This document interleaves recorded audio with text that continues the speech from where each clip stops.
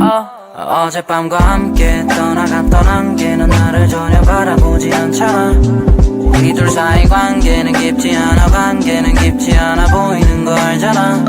발장을 끼지 않고 ঘড়িতে যখন সকাল 5টা আমরা চলে আসি স্টেশনে। এখানে আসার দুটো কারণ রয়েছে। প্রথমত মর্নিং ওয়াক, আমাদের বাড়ি থেকে স্টেশনটা অনেকটাই দূরে, তাই মর্নিং ওয়াকটাও হয়ে গেল। স্টেশনে এসেই স্টেশনের চারিদিকটা একটু ঘুরে দেখতে শুরু করি, কারণ এখানে থেকেও আমি কখনই স্টেশনে আসিনি।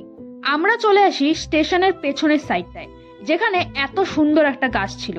আর এই গাছটা দেখে প্রীতি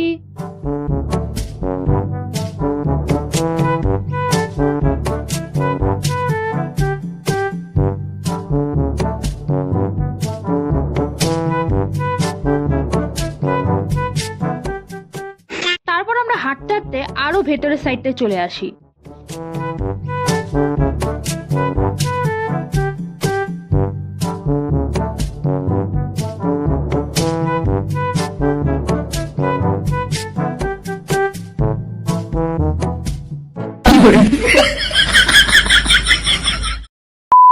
আমরা যখন সেখান থেকে ফিরে আসছিলাম তখন আমরা এই ঘরগুলো দেখি, যেটা যাওয়ার সময় আমরা কেউই দেখিনি।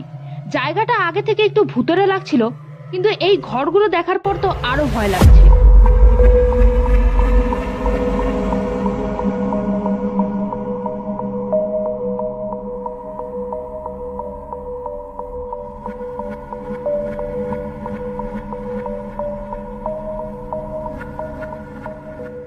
সেখান থেকে স্টেশনে আসার পর আমি প্রীতির সাথে একটা প্র্যাঙ্ক করি। প্রীতি বলছিল ওর নাকি খিদে পেয়েছে, তাই এই স্বর্ণলতাগুলো আমি এখন ওকে দেবো। এগুলো ছোটবেলায় রান্নাবাটি খেলার সময় চাউমিন বানাতাম। দিদি ওই তোরা ফটো তুললি, আমি দেখলাম, আমাকে তুলে দেন না। জেন্টার খিদা পাইছে? আমি বললাম ওই তোর খিদা পাইছে? খিদা পাইছে? একটা জিনিস খাবি? হাত পাত না, আমি চা খাবো। একটা ভালো জিনিস আছে রে, এগুলো যা তা হাতে দিয়ে দিবে। ও বাও, নুডলস। নুডলস না, নুডলস নুডলস খা খা। बचपन में ওই যে অল্প দে। হ্যাঁ नहीं অল্প খা। येलो नूडल्स मुझे वाइट पसंद है। আর তারপর দেখি আমাদের মতো আমাদের পূর্বপুরুষরাও চলে এসেছে স্টেশনে।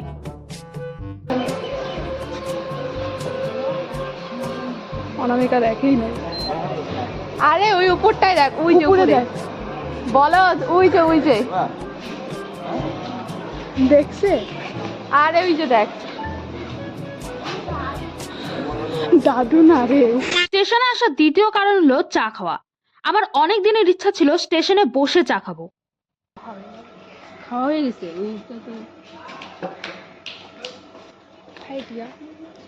চা নিয়ে আমরা যে খাওয়া শুরু করি, অমনি হনুমান আমাদের ধাওয়া করে, কারণ প্রীতি ওদের ছবি তুলতে গেছিল।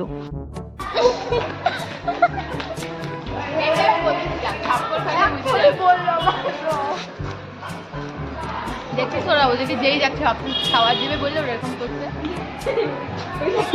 ফটো তুলতে গেছিল, দেখতে আওয়াজ করছে।